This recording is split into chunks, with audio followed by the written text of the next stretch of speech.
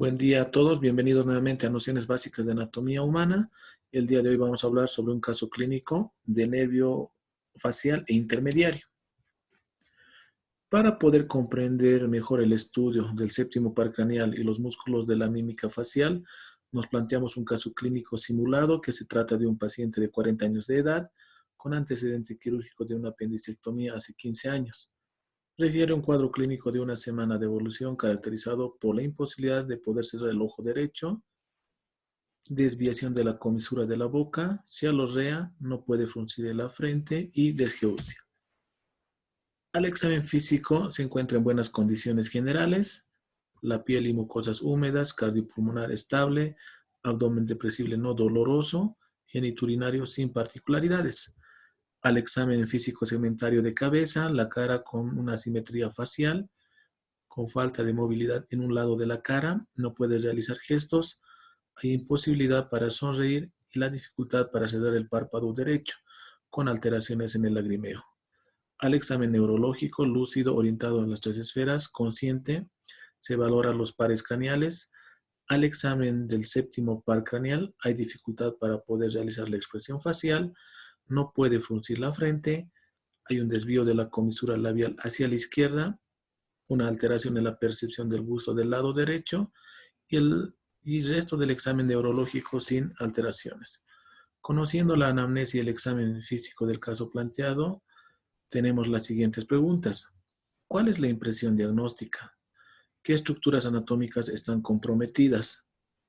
¿Cuál es el origen real y aparente del nervio comprometido? ¿Y cuál es el tratamiento a seguir? Respondemos a nuestras interrogantes. ¿Cuál es la impresión diagnóstica? Se trata de una parálisis facial periférica derecha. ¿Qué estructuras anatómicas están comprometidas? El nervio facial o séptimo par craneal y los músculos de la mímica facial. El origen real y aparente del nervio comprometido, ¿dónde se encuentran? El nervio facial es un nervio mixto, por lo tanto tiene una porción motora. Su núcleo se encuentra a nivel del puente en la sustancia reticular gris. La porción sensitiva a nivel del ganglio geniculado y la porción vegetativa en dos núcleos localizados en el puente, el núcleo salival superior y el núcleo lácrimo-muco-nasal. Y el origen aparente se encuentra a nivel del surco bulbo-protuberancial. ¿Cuál es el tratamiento a seguir? Requiere un tratamiento multidisciplinario. La parálisis facial son de dos tipos, una parálisis facial central y periférica. También podemos recurrir a una clasificación de una parálisis facial nuclear, parálisis facial supranuclear e infranuclear. Esto dependerá del compromiso de la lesión del nervio facial en su trayecto. La parálisis facial central se caracteriza porque hay un compromiso en los centros nerviosos superiores que puede deberse a tumores, isquemia o infecciones que van a alterar esta región. Se caracteriza porque hay el compromiso de la hemicara comprometida en su mitad inferior. La parálisis facial periférica se caracteriza porque hay un compromiso de la hemicara comprometida. La sintomatología dependerá del lugar de la lesión del nervio facial. Cuando hablamos de la etiología de la parálisis facial periférica, la idiopática o la de Bill es la más frecuente. Esta se caracteriza por un mecanismo fisiopatológico probable que consiste en una alteración en la microcirculación que conduce a una hiperemia con formación de un edema en la vaina del nervio facial, al encontrarse en un canal óseo de paredes inextensibles. Por tanto, sufre una compresión, lo que conlleva una isquemia y altera el retorno venoso.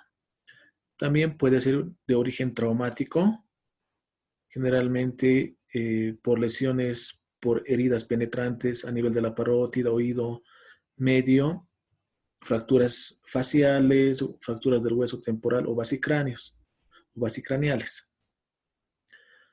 También puede ser de origen infeccioso, de causas virales, bacterianas o micóticas, de etiología neoplásica, tumores de parótida, también puede deberse a unos neurinomas del acústico y del facial, meningiomas que condicionan a la lesión o parálisis facial periférica. También puede ser de origen neurológico, enfermedades como la miastenia gravis, Guillain-Barré, que pueden condicionar esta patología. Secundaria, enfermedades sistémicas, el hipertiroidismo, de la diabetes mellitus, el alcoholismo, entre otras patologías.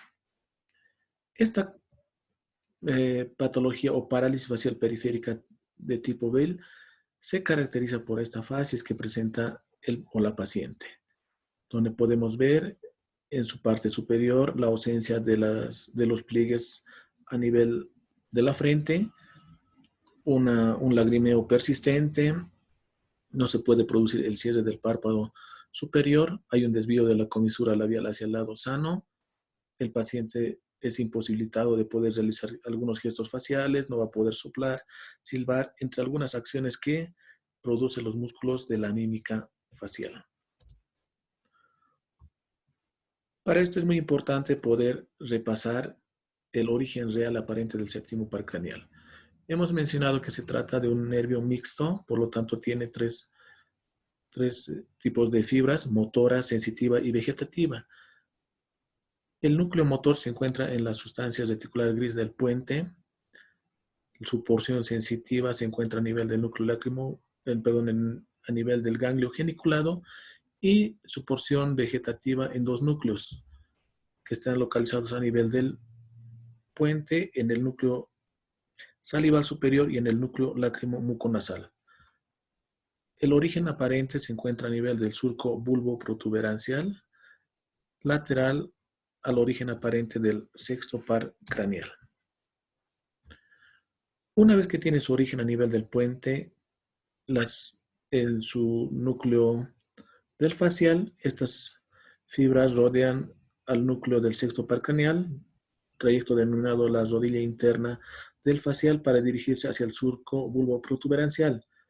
Posteriormente se dirigen hacia el conducto auditivo interno, donde tiene relaciones importantes con el nervio vestíbulo coclear. Atraviesa el conducto del facial en sus tres porciones, saliendo de la cavidad craneal por el agujero estilomastoideo, donde se divide en sus dos ramas terminales, la temporofacial y la cervicofacial. Las ramas colaterales del nervio facial son las ramas intrapetrosas y extrapetrosas.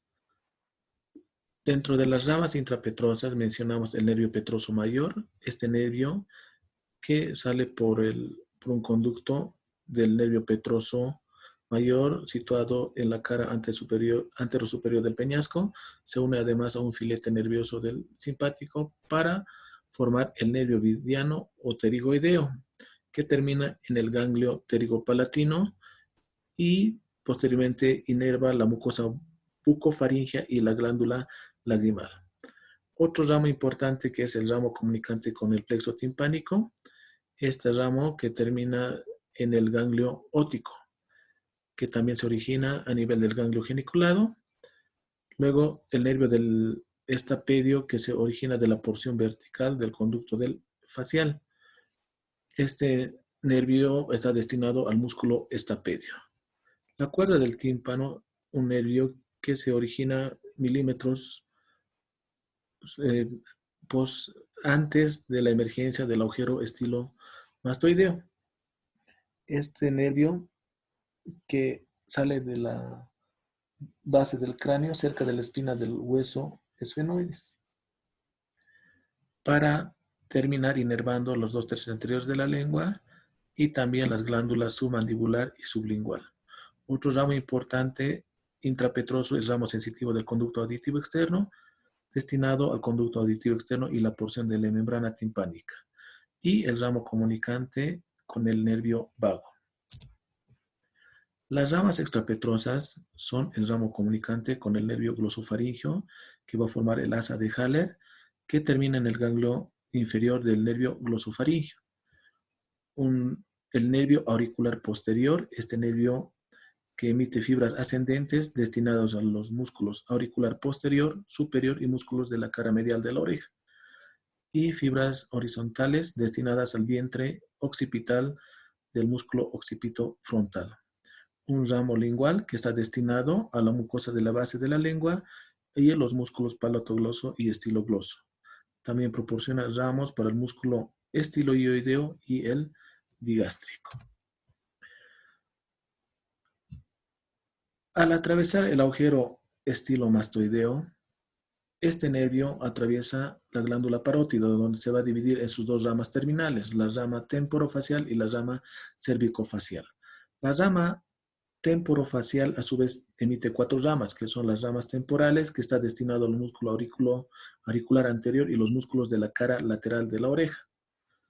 Un ramo frontal y palpebral destinado a los músculos occipitofrontal en su vientre frontal, al corrugador de la ceja, el prócer, el orbicular del ojo.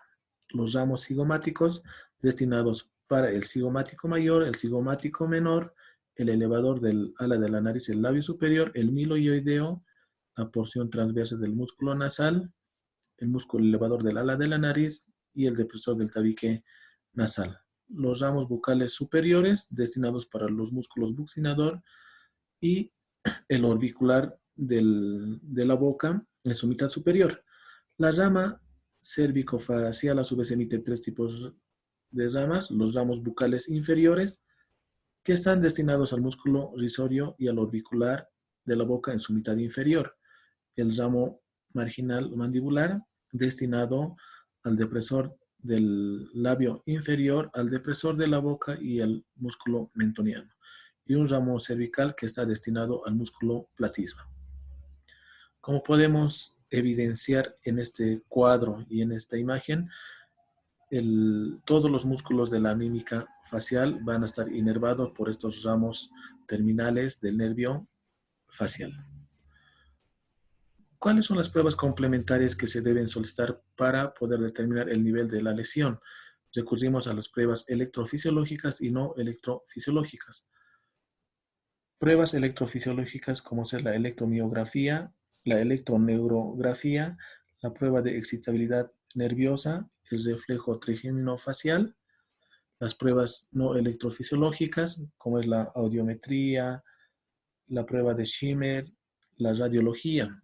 Dentro de estas mencionamos la tomografía axial computarizada y la resonancia magnética nuclear, que nos permiten evidenciar el lugar o el nivel de la lesión. ¿Cuál es el tratamiento a seguir? Las medidas generales muy importantes: aconsejar al paciente que se trata de una patología que tiene un pronóstico favorable en muchos casos. También se puede recurrir a los masajes faciales sin poder realizar una estimulación eléctrica. Está recomendado un tratamiento médico. Puede utilizarse corticoides como la prednisona, también asociar antivirales. La rehabilitación importante, la fisioterapia, la fisiatría, que van a contribuir en la rehabilitación del o la paciente. Y el tratamiento quirúrgico en casos donde hay lesión y compromiso del nervio facial, donde se debe realizar una reinervación o una cirugía plástica. Espero que este caso clínico planteado ayude a comprender mejor la importancia del estudio del séptimo par craneal y los músculos de la mímica facial. Muchas gracias. Hasta luego.